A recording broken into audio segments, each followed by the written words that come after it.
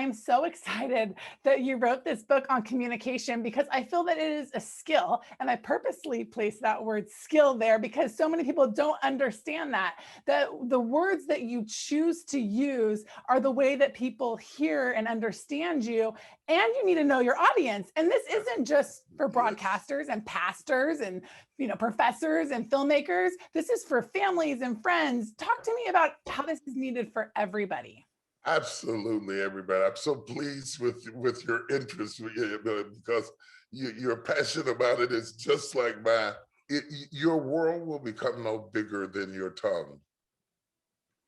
If you have a narrow sphere of communication and you only communicate with people who agree with you, you miss the massive opportunity to evolve and to learn. And it is somewhat arrogant to think that you have mastered all truth. You can learn from anybody and everybody. My mother used to say, the world is a university and everybody in it is a teacher. When you wake up in the morning, be sure you go to school. I love And, that. and, and if you follow that philosophy, the Uber driver, you can learn something. The bellhop, the busboy, it doesn't matter. You can learn something about life. We learned during the pandemic how important people were that we ignored. Mm. Grocery clerk people, people who fed the hospital, people who mopped the room. They started becoming heroes to us.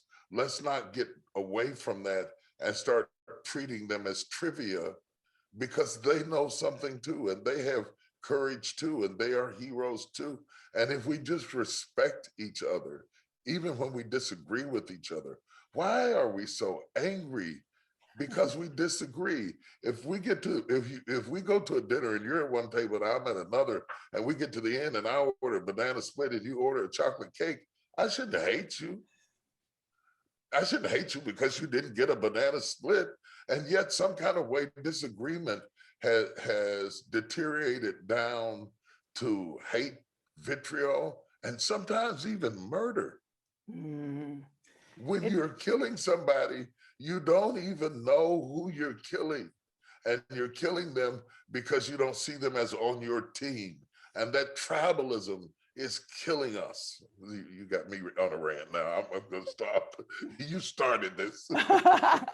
no, I agree with you. And I've always been one to I feel fully understand the importance of words and try to be very careful with my words, especially when it comes to like the parent-child relationship. I feel like if you continually speak over a child and tell them that they're loved and that they're smart, eventually they are going to apply themselves and they're going to feel secure enough to take risks. But if you tell them that they're worthless and that they're dumb, unfortunately, many believe that and they just kind of, adhere to that moniker rather than fight for it. So Yeah. maybe specifically in that relationship when you have power over somebody, whether it's a parent-child or a different type of career relationship, the importance of words that build up or words that can be destructive. Every time I go to my mother's cemetery, I hug it and her because the way she raised me, I would not have been able to survive being me had she not instilled in me the things she did. My father died early. Got sick when I was 10, died when I was 16. My mother taught me a lot of things. My father taught me my work ethic, my determination. My mother taught me loyalty and taking care of a sick person for 8 years till they died. My mother taught me to believe in myself. My mother taught me the value of your own opinion and thoughts and ideas. My mother taught me courage Mm. by standing me up in front of crowds and having me speak on Easter and different days being in plays and arts and a relatively poor family, but rich in class. She taught me the beauty of diversity and not to be narrow. And I'm so grateful. I shouldn't have even brought it up. It almost makes me emotional. I kept cannot express to mothers and fathers how important your communication in the home is. And then as the kids get older, stop talking and just listen.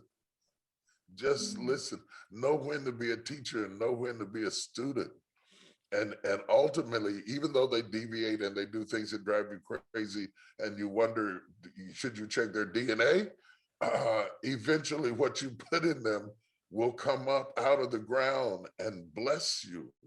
My children now bless me to the point that it's amazing uh, what what they lift up off of me. It's amazing. I've always found it fascinating that the lyrics from songs stick with people, or a Mhm. verse, or a specific sentence from a sermon. It's so interesting to me that everybody can hear the same words, yet they affect us individually and differently. Talk about why that occurs, and so why it's so important the way we interact and understand each other.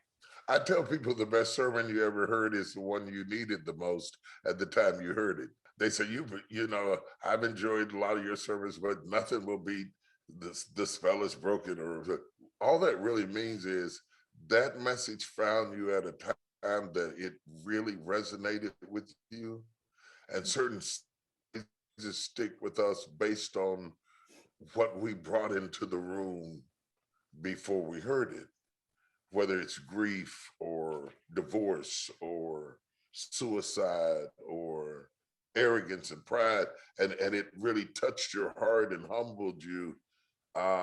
That's why we hear everything differently, and that's why we need to hear the same message again, Mm. because you will hear things different the second time because you're in a different place. It's not, sometimes the miracle of Pentecost is not about what the Holy Spirit did with the tongues, but what he did with the ears of them that heard them speak.